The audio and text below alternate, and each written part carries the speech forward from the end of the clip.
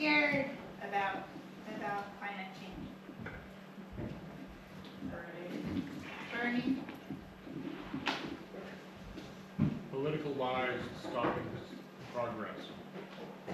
What's that? Political lies stopping progress.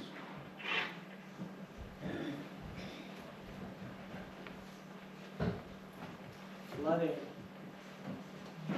Toxic chemicals. The Gulf Stream stopping.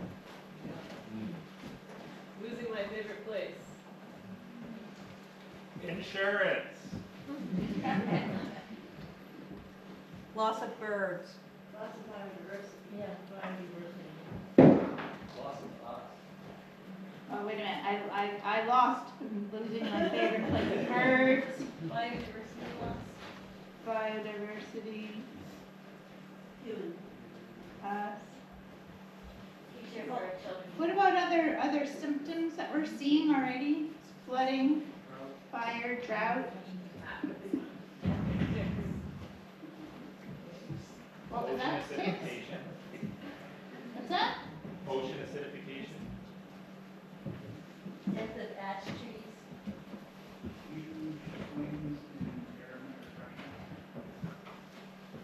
Climate refugees.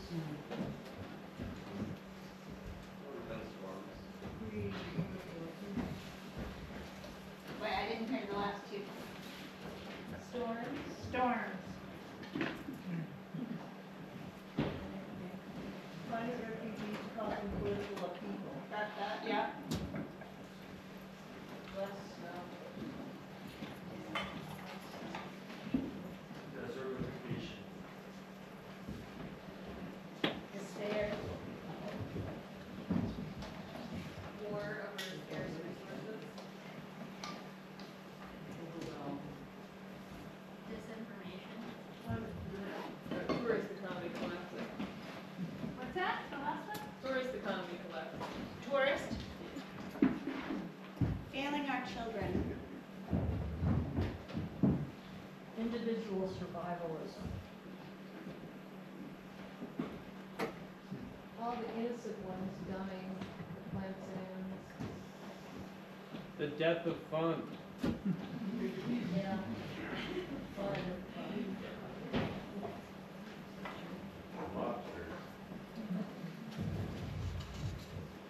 Billionaires profiting off the problems. Did somebody say lobsters?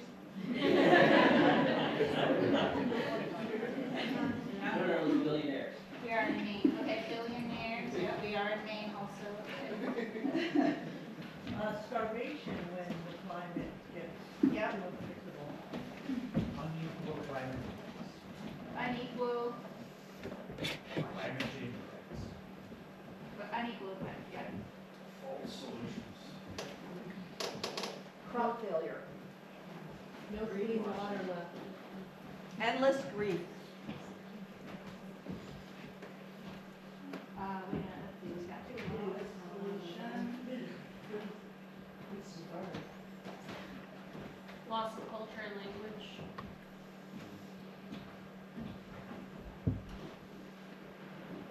Yeah. What was the last one? Yeah. Death. Death? Death. Okay, let's stop with death.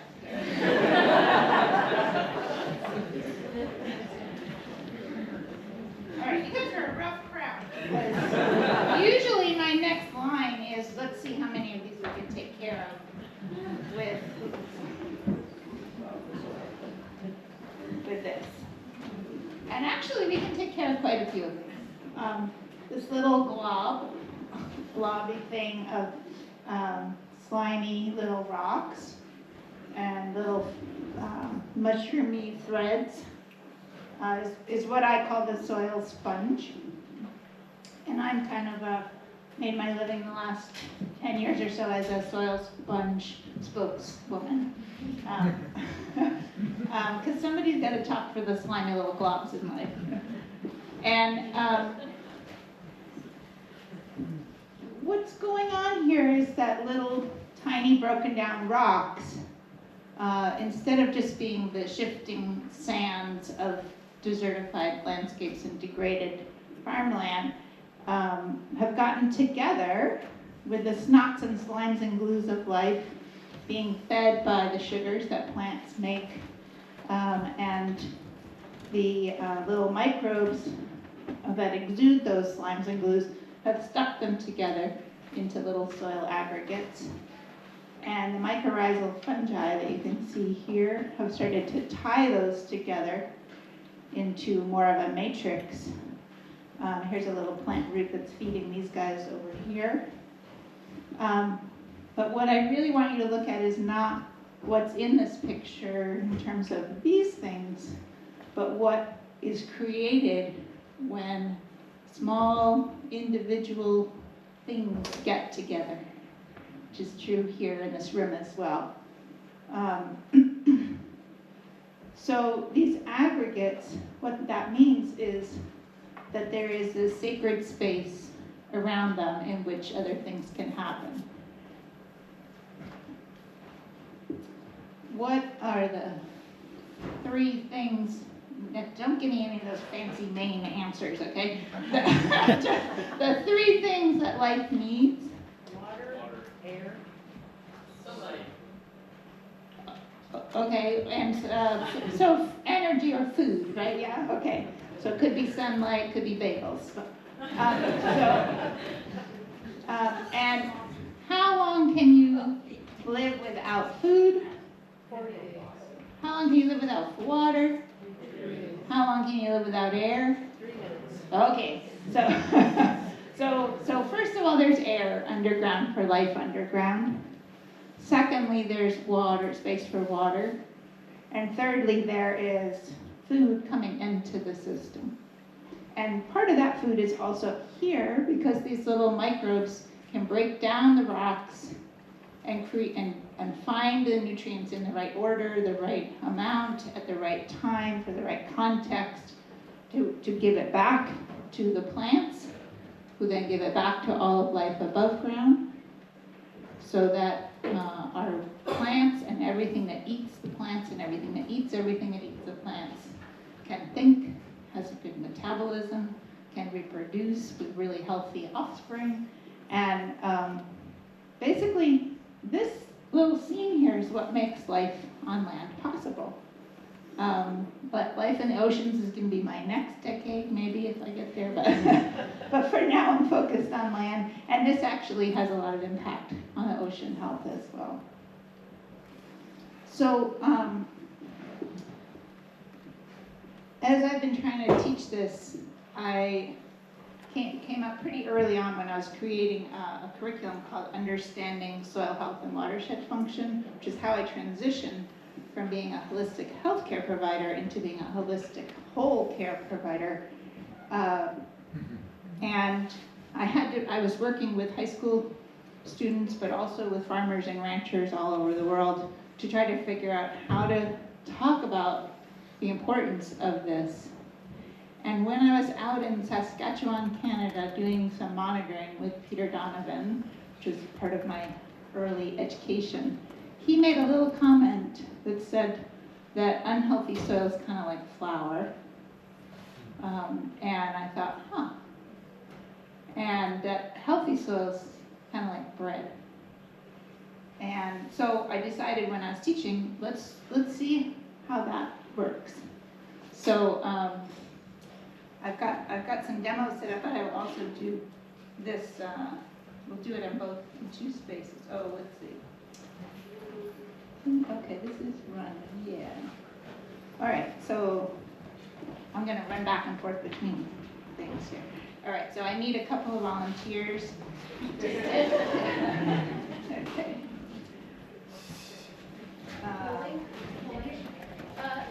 You each get a cloud. Okay. They're racing against the clock. I think this video is playing. Okay. So when soil is unaggregated or when it's been degraded, I don't think this is playing. Oh, come on. See, this is what happens when I'm not doing it. Let's see. Try hitting the space bar. Oh, the space bar? I'm going to just do a different display.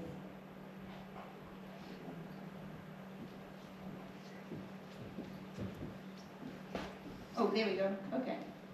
All right. So, okay, we poked some holes in a cup. All right, you're seeing them, all right? Yep, that's, here, you go over that side. Okay. And so we're gonna see what happens when we rain on a landscape. Oh, wait. We're not gonna do this in here, but if we were outside, we could say what happens when the wind comes along, unaggregated soil, okay? But just in case there's any serious celiac, oh, no. Celiac disease, run away, okay. Seriously, okay. All right, so we're gonna rain on this landscape. You can go hold it down so they can see. Okay? Okay, what's happening? And here, we'll do it up here too. It's aggregating.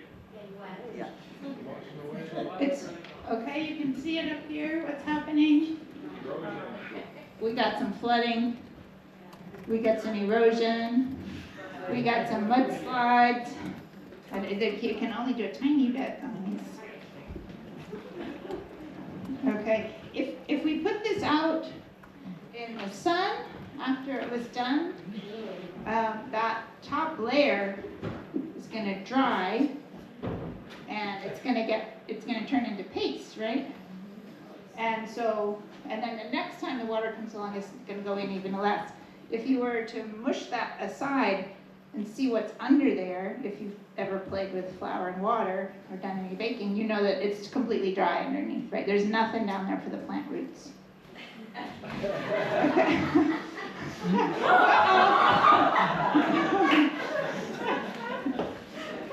Okay.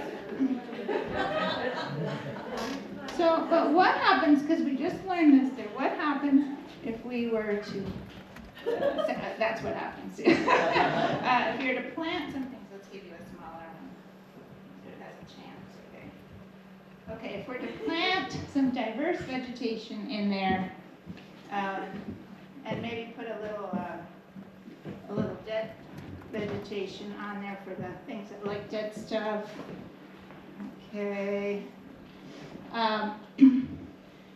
So now we've got food for the life underground. We've got exudates coming out of the plant roots. We've got some nice mulch for the chewers and the shredders and the fungi and the fun gals and fun guys. And now that thing that we were looking at a minute ago can start to form. Those soil aggregates can start to form because we have the ingredients for them there. So that, here, okay, you can put those guys away, because now we're transforming into this. Here, you can take some more ingredients there for your landscape. Okay. Mulch on the top. Good stuff. Live stuff.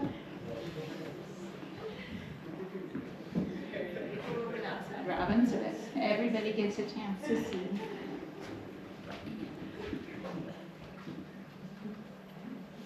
Okay, so first of all, and here I think we can be pretty safe. If a big wind comes along, hey, maybe some plants might, some of the little mulch might grow, but none of that soil's going anywhere, right? Okay, and then what happens here with that? We gotta catch up over here.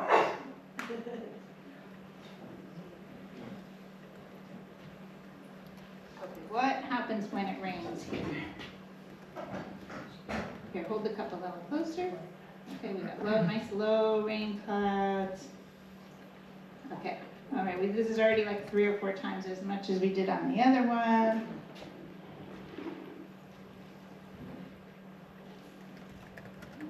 Okay, we can usually do like at least 10 times as much rain. Now we got that space there, right? That space underground isn't just air. It's also a sponge that can soak up rain. It's just barely starting to come out the bottom. And when it does come out the bottom, It is clean and clear, it is mineralized, it is detoxified by all of the life underground, and it's gonna, in the real landscape, it's gonna start coming up, like Evan and I saw in someone's driveway the other day. It's gonna start coming up out of the ground as little seeps and springs, and that's very drinkable water. This one's got all, whatever was on the surface, the manure, the fertilizers, the pesticides, whatever. This has been detoxified, it's just cleaned and purified. But also,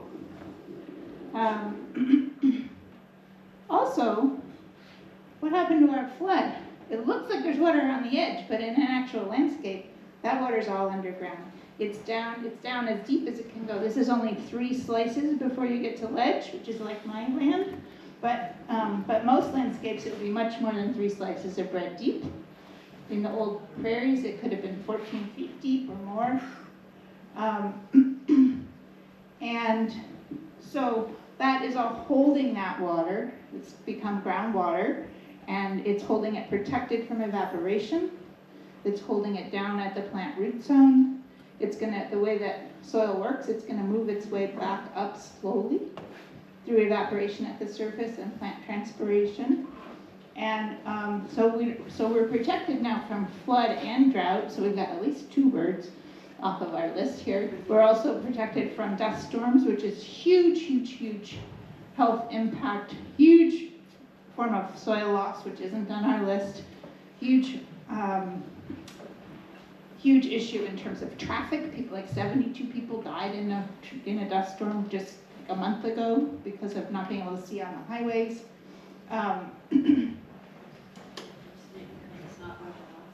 So yeah, let's go through a little check-in here. But some of these we're going to get to in a minute. So drought, we're starting to deal with drought. A lot of tree death comes from not having enough right growing conditions, not enough nutrients, not enough water, and the plants become drought stressed. That sets them up with those 2 together to become insect and virus and fungal stressed. So we can kind of partway deal with tree death. Then the dead trees burn, so we deal with burning. So not just trees, but grasslands, etc. When you have water at the root zone, first of all, the vegetation is going to be much more moist, so it's less flammable. Very hard to burn. You know, if you were to burn those dandelions, it would take a long time to catch fire. But also they're less stressed, so they're less likely to have dead vegetation on the surface. Yep, you can put those down. Thank you, everybody.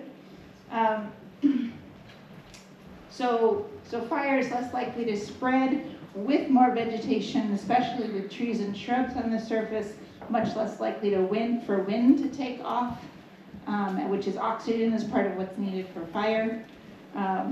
So we haven't eliminated fire, but we've dealt with a lot of the lower level issues that surround fire. Okay, let's see, what else have we got here? So when the way we create that kind of landscape is through diverse vegetation. And diverse vegetation, birds, insects, biodiversity, we're dealing with crop failure because we're creating soil health.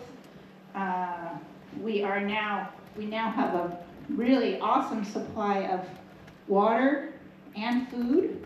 So part of this issue of refugees very much happens in places where people don't have food and water. There are other reasons, obviously. Wars over resources very often are dealing with that as a baseline. A lot of the agitation in our society at the moment is because of insecurity around water and food. Overwhelm. When we have these, one of the things that's been really beautiful in my work the last 10 years, whether it's in northern Alberta, or it's in Texas, or it's in India, or it's in France, people who have transitioned to the kind of farming that creates this soil sponge. They do it for start because they're having crop failure, because they're having not enough water, they don't know what else to do, financial reasons. but then they fall in love with what they see, because all of a sudden all of these insects and birds return, and they basically fall in love with the land. They remember who they are, where they are, and everything starts to come alive. So that's a bunch of words here, right? Despair, overwhelm, endless grief, loss of culture, right? We're kind of bringing back the culture that is land-based. Ocean acidification. When the water doesn't run off, we don't have these big floods in the rivers, but we also don't have all of that going downstream, right? So a lot of what we're seeing in ocean acidification can be dealt with there. We're going to get to storms, burning, flooding, the toxins. So the toxins can be dealt with. This kind of land management can be done, and in some ways must be done, with way fewer or no pesticides, artificial fertilizers, etc. So that doesn't get rid of all the toxins. They are in everything that we touch, right? Including our compostable silverware, etc. But that's a big move. Like in India, where I'm working, they have over 1 million farmers who have transitioned to natural farming. They've gotten rid of pesticides, they've gotten rid of fertilizers, they've started using all native seeds, sourced from the village, et cetera, et cetera, et cetera. So, and this is a community or a state that had the highest rate of farmer suicide. And how did those farmers commit suicide? By drinking glyphosate. So, the death of fun, I think that will go away when we figure this one out. Okay, creating a landscape, a society, a way of life for our children. I think this is a massive move in that direction. Desertification, despair. Okay, less snow. We're gonna get to that in a minute. Storms. We're gonna get to that. The lobsters. I don't know enough about the lobster problem. Is it about acidification or is it overfishing? The temperature of the water. Okay, maybe we can influence that. The political lies stopping progress. So this is kind of interesting. We're going to talk about we're going to talk about the two climate narratives, or the two legs of climate. And what's been really interesting to me about the work that I and others are doing is that, especially in the first 5 years of it or so, from 2015 to 2020, the conferences brought very liberal people and very conservative people together. Brought people who were interested in the sort of New England hippie crunchy granolas and the prepper crunchy granolas together. That everybody could see this way forward. We didn't need to use the word climate, but if we did, we were using it in a new way. We were talking about what life creates. So the fossil fuel aspect of it, it's not that it's not important, it's just we're talking about this whole other leg. Okay, so, and losing our favorite places, I think we can actually create new favorite places and restore favorite places. All right, now, how do I get on this? Let's see, okay. Let's try again. Now it's easier. Okay, back to that. So I just wanted to show this because if you don't believe me with the bread and flour, this is the same thing with actual soil. Over here, monoculture, heavy tillage, lots of pesticides, lots of fertilizer, not a drop of water is soaking in. It's all running off and it's taking a lot of the soil with it. As we go over to the left, there's more and more diversity, more and more plant litter left on the surface, no tillage, getting rid of a lot of those inputs, and all of a sudden you see drinkable water that's collecting underneath, nothing running off. Interestingly here, there's slightly more water, because if you think about those house plants, the ones that you water that are really heavy after you water them, a lot of the water's in here, in the soil and the vegetation here.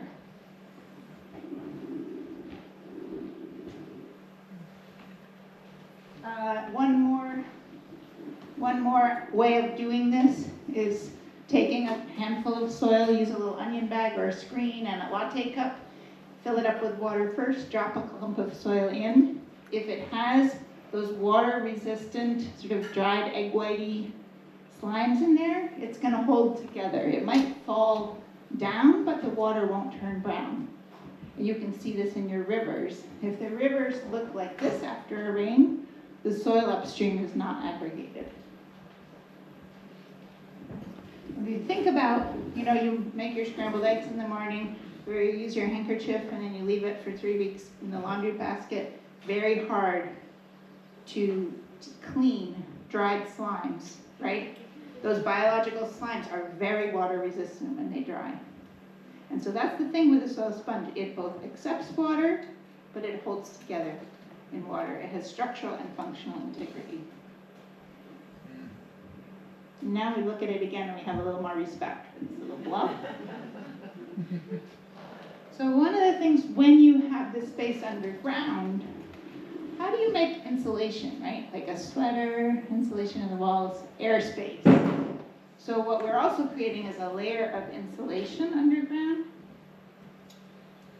and that changes the temperature underground. So we're changing the climate underground first.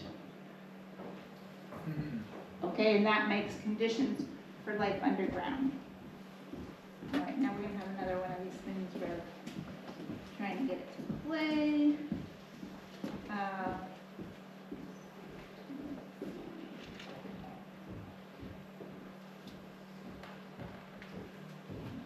This, okay, so if you can see this,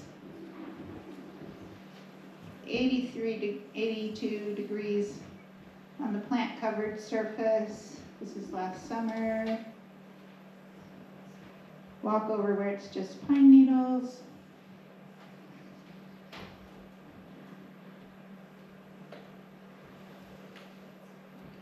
$130. 162 degrees on the surface.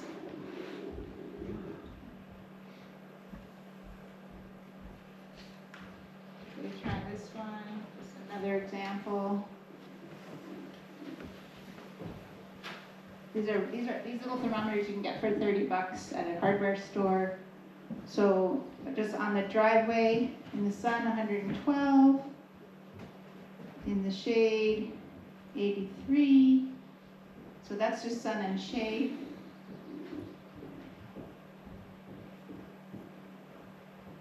Vegetation. Over here, it's actually hotter. 95. So there's things to learn. Why? I don't know. Interesting, right? Back to 113 in the sun.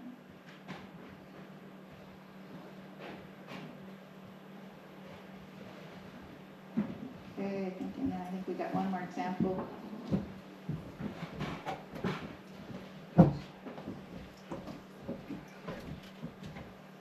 Over here now we're down to 80.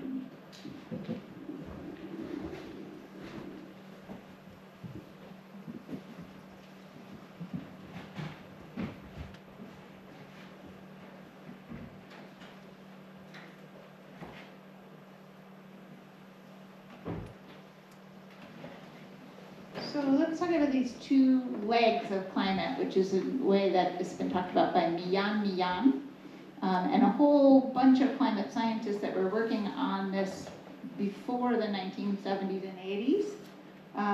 There's the greenhouse effect, which is one aspect of science, is atmospheric dynamics, etc., which is, it's not really a lid, it's actually the air even all around us, but we could think about it, we tend to think about it as the lid, right? It's what prevents heat from escaping the planet. land surface temperature change, land surface management change is the flame underneath the pot. We have two points of agency in managing the climate. And if you look at those last few slides we were looking at, of the insulation that the soil sponge provides, of the cooling that vegetation provides, we can manage land surface temperature change dramatically. And there's something called the Stefan-Boltzmann equation that I can't explain very well, except that it's temperature times temperature times temperature times temperature in degrees Kelvin. And that when you have a black surface like pavement or bare soil, the amount of heat that's radiating from that is way more than it is just the change in temperature at the surface. So why do we like swimming in the summer? It cools us down. So the water tends to be cooler than the air. But also, once we get water on our bodies through swimming or through sweating or through dumping water on our heads, that water evaporates from the surface and it cools the surface of our skin, right? And you don't need a whole pond to cool off. You can do it in a mud puddle. But so it's that evaporation that takes heat. It takes heat to evaporate water, right? We could go back to the pot. If you have a black iron pan and you throw some water on there, you can see it, right? It evaporates it, and then the surface is cooler.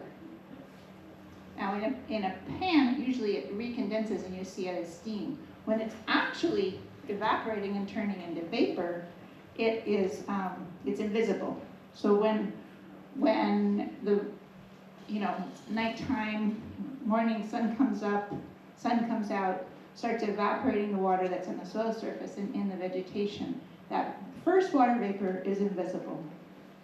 And then if you have a diverse landscape, you have all of these little things floating in the air that the plants make, that the water can then recondense onto. And then you see that little mist rising up. And then what happens? And then it becomes invisible again. Then you get the hot sunny day, and then it starts recondensing again of what the forests have put up. And you get those sort of low clouds. And then if you're near the ocean, then you get the big clouds, because there's vegetation in the ocean that's amazing at creating stuff that water can condense onto. And then you get, between the forest and the ocean, you get big clouds that start to create shade and cool what's underneath. So it's creating shade over the surface. You saw a difference there. But there's also transpiration going on from the vegetation. And that's my adorable niece, who's eaten really good food all of her life and is like, you know how when you first ate your first organic banana and you're like, that's what a banana tastes like. It's like, that's what a child is supposed to be like. So she's part in shade and part in sun, but part of why this is cool is not the shade, it's the vegetation there. So the vegetation, as it's transpiring, is doing just what we do when we get out of the pond or whatever. But when water evaporates, it doesn't just take the heat from the surface, it takes the heat from the air around it. And the difference is pretty astonishing. Let's see, I'm going to go through a couple of, hang on, okay.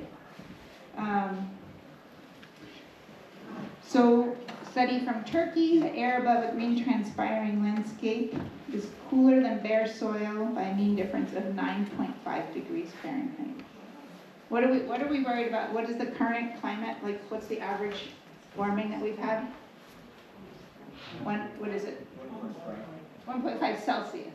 Yeah, okay, so 5.3 degrees Celsius cooler over this landscape.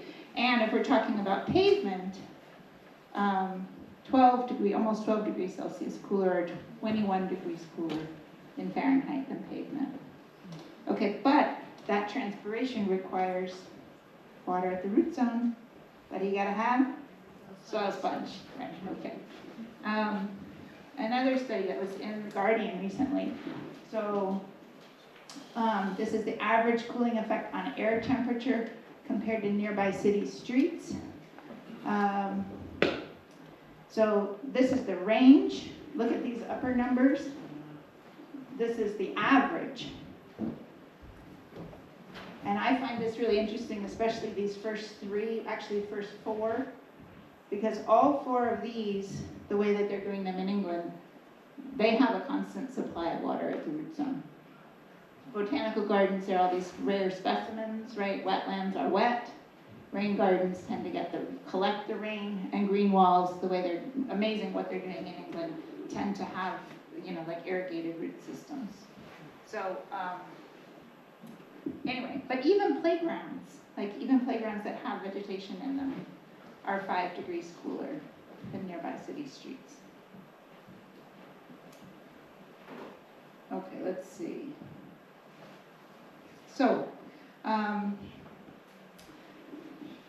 this is the other leg of climate change that got set aside because when we decided that, CO2, and greenhouse gases are our best point of agency to change the climate, everything, all policy, all funding, all conferences, everything started to focus on that. And I thought, what could be easier than getting people to, change their light bulbs, stop driving so much, buy new cars, we can make new technology, etc. What could be easier than to change those policies? Well, you know better than anybody that has not turned out to be so easy.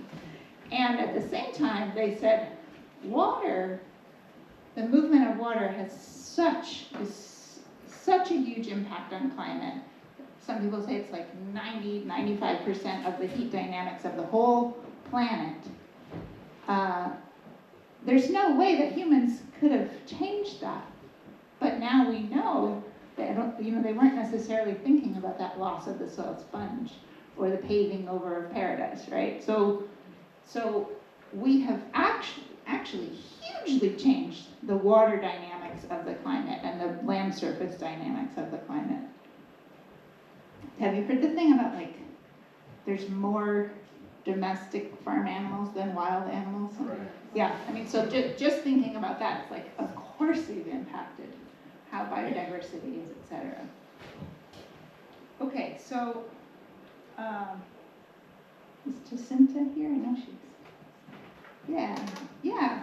I wanted to invite Jacinta and anybody else who wants to just join in the fun, any clowns that are here, or anybody who wants to just practice clowning, that we're going to just go through this kind of living climate, like these processes. Okay. Well, it'd be nice to have a few people watching you, but yeah. We could use 5 people, sure. Yeah. Okay, all right, awesome.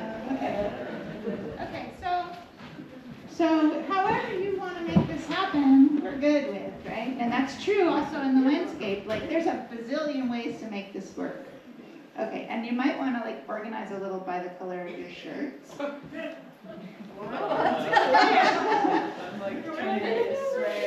there you go. Okay. Yeah, we got some oceany people. We got some. Okay. How are we doing? Yeah, nice. I like it. Wow, that's so beautiful. Okay, so we'll start with the diverse plants and other species, like fungi, etc., and bacteria, create a soil sponge. Go for it. I'm going.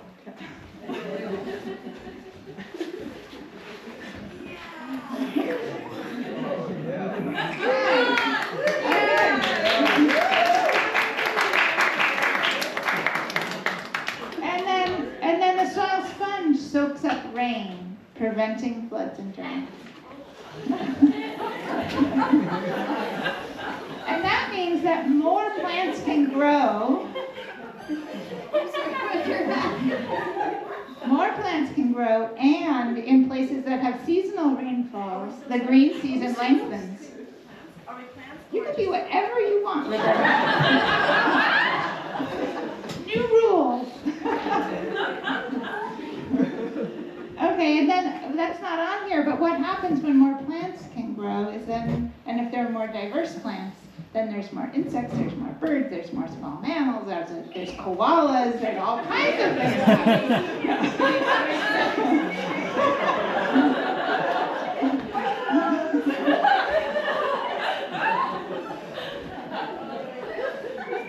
Okay.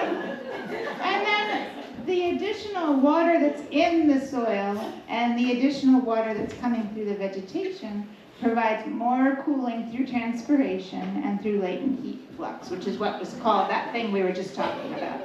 Ew, so nice. Suddenly we have a place that's really nice. And there's also shade, right?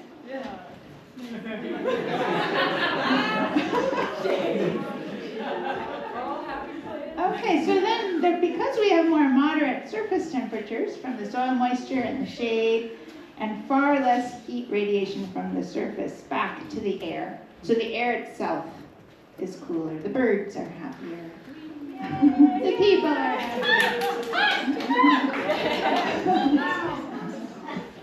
Okay, and now we haven't really talked about this part. Okay, we need an ocean now. There was a few oceany people. Wait, we want the blue. Okay, well, actually, you're being a great ocean.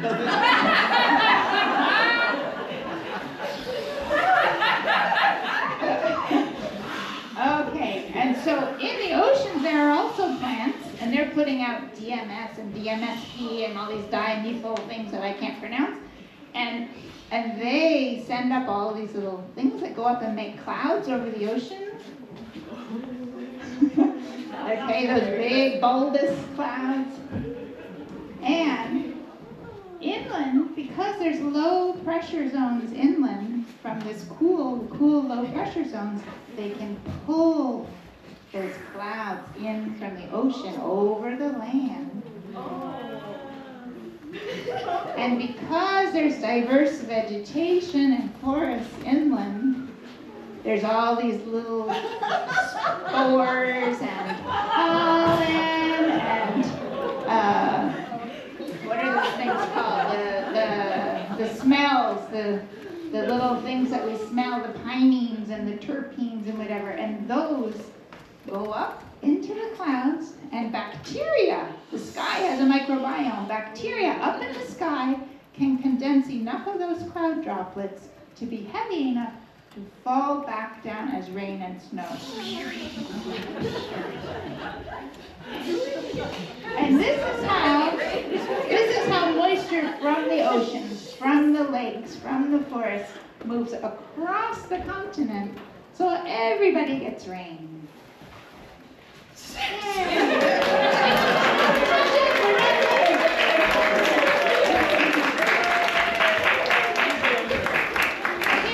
there's more. Okay. If there was a lot of humidity, right, there was a lot of water hanging in the air, then hanging in the air. When that happens, it's hot at night, right? If you think about the summer in the city. But if you have that afternoon shower every day at 3 o'clock that ruins your swimming plans, then the evening is clear and you can see the stars. And what that means for the land is that any heat that's collected in those big boulders and on that pavement and at Walmart, etc., all that heat can freely leave the earth, go back out to space through something called the nighttime radiation window. And so you have cooler nighttime temperatures. Okay, the heat can go back out to space, the window opens. Okay, all that heat goes I'm missing some of this. And then when you have cool nighttime and warm day, dew can form in the morning. And then there's this whole, so the little water that's left in there condenses onto the plant leaves, and it drips down into the earth, and it's a pretty significant source of moisture for them. Okay, and the soil sponge soaks in the water and slowly releases it. And that means more plants can grow for longer, which grows a deeper soil sponge. And you keep repeating this for thousands upon thousands upon thousands of years, with generations demonstrations of these folks coming up and doing this dance. And that's how you have a livable climate.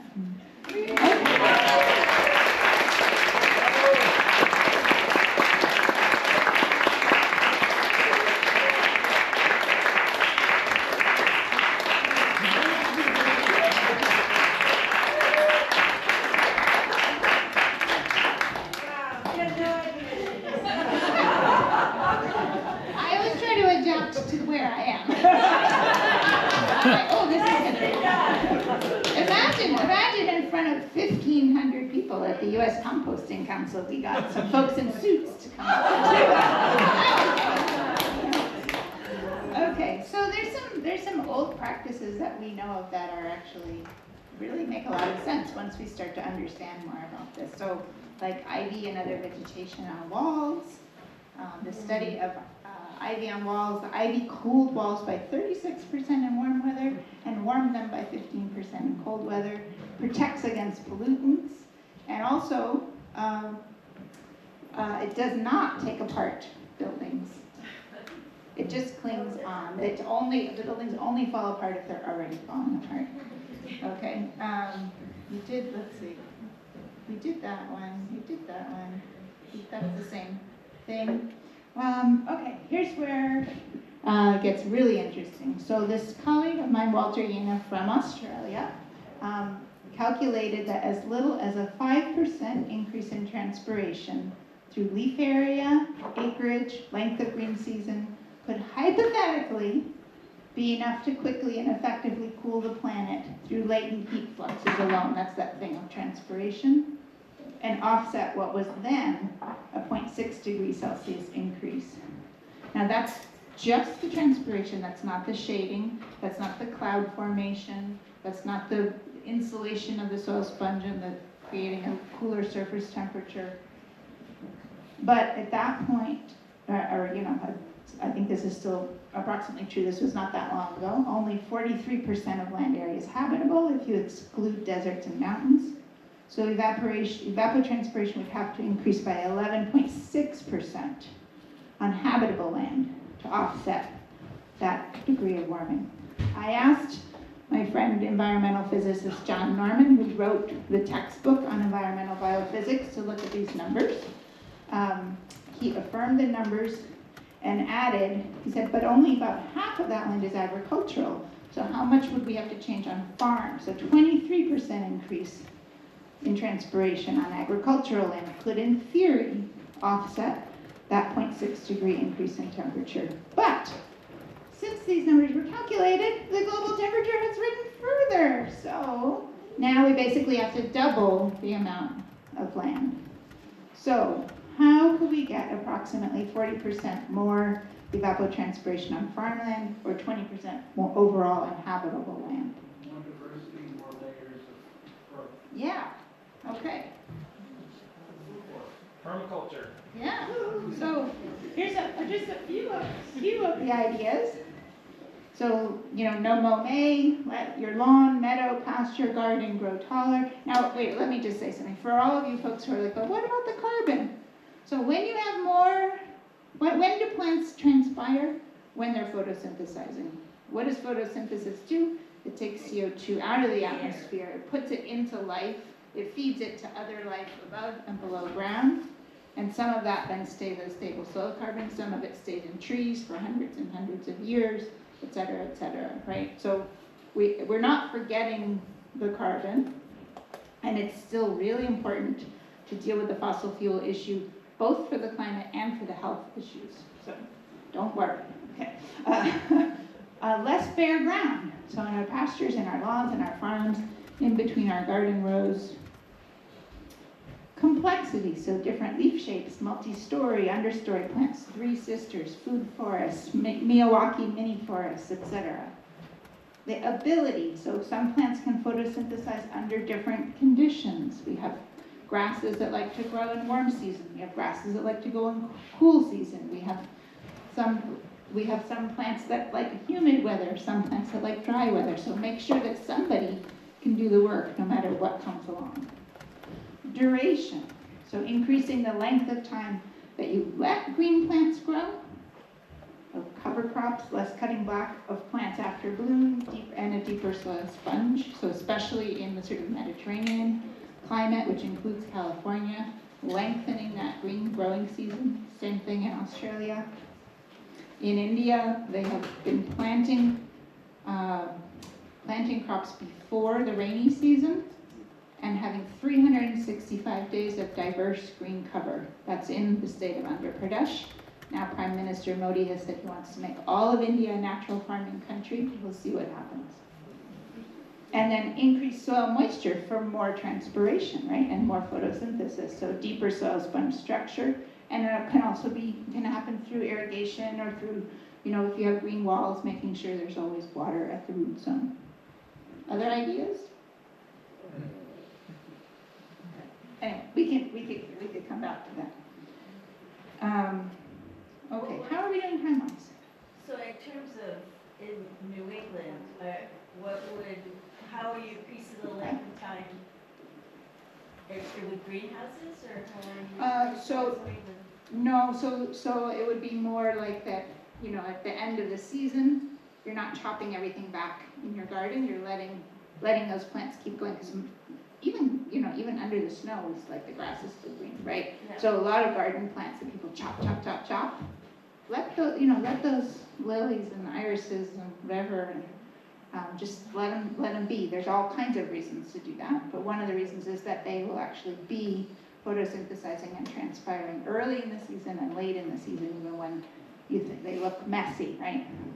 It's also not tilling, like a lot of people will till the crop in at the end of the season.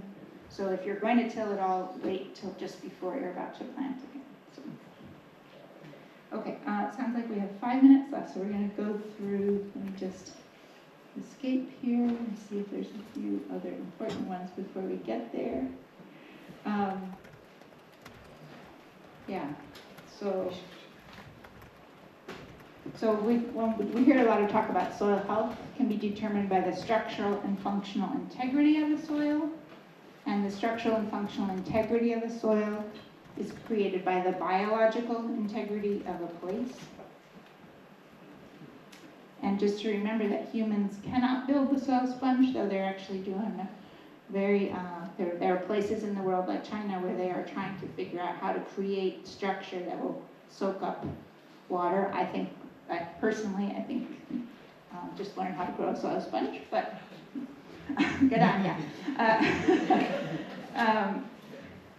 So the biological workforce needs good working conditions. So just like any other workforce, having food and water year-round, having protection from sun, wind, and rain, protection from toxic chemicals, acceptance, welcome, and respect for a diverse workforce, both above and below ground, the ability to self-organize and make your own adaptive decisions, payment in a currency that they can circulate locally, and evolving relationships within a larger community. A quote from Peter Donovan, who I traveled with for many years and who, was one of the people I learned a lot with. The issue is that over vast areas of the world, the biosphere is not doing enough work. With livestock confined and crop monocultures dependent on fossil fuel energy to maintain them, too many of the animals are in prison, too many of the plants are on welfare, and too many of the microbes are dead. So I wanna, if this works, let's see.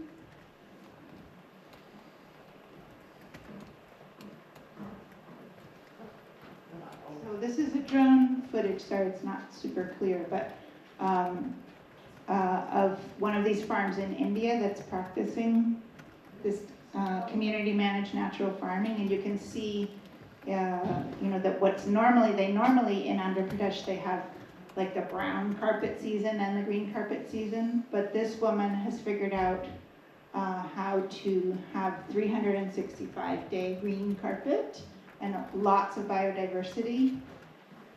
And I like to think about if I was a bird or an insect flying over this landscape, where would I be wanting to land? Where would I be wanting to nest? Where would I be wanting to raise my children? And, so this is early on, but what's happened now is that about 1 out of every 6 farmers is now practicing this, this form of farming in that area. And it's mostly led by these women's self-help economic groups that are lending and savings groups of very poor rural women. Yay, women. Yeah. Okay, so just in terms of if you want to keep going with this work, the land and leadership development communities, what Roberta was referring to, you can find it here at lolly.teachable.com. You can email me there at didi@landandleadership.org if you're interested in getting more information. We work with frameworks that I learned a lot from Carol Sanford and from Eugenesis and that wisdom lineage. So it's not me giving talks. Sometimes it might be us doing silly things together. We just had a retreat that was amazing with a lot of silly things. And that's one way to get involved. And then also I have a pretty active Substack, just my name at substack.com. And the main website is landandleadership.org. where there are lots and lots of resources, lots of articles, a free Understanding Soil Health and Watershed Function manual that you can download. And I'm really looking forward to getting to know all of you more over the course of the day. Thank you.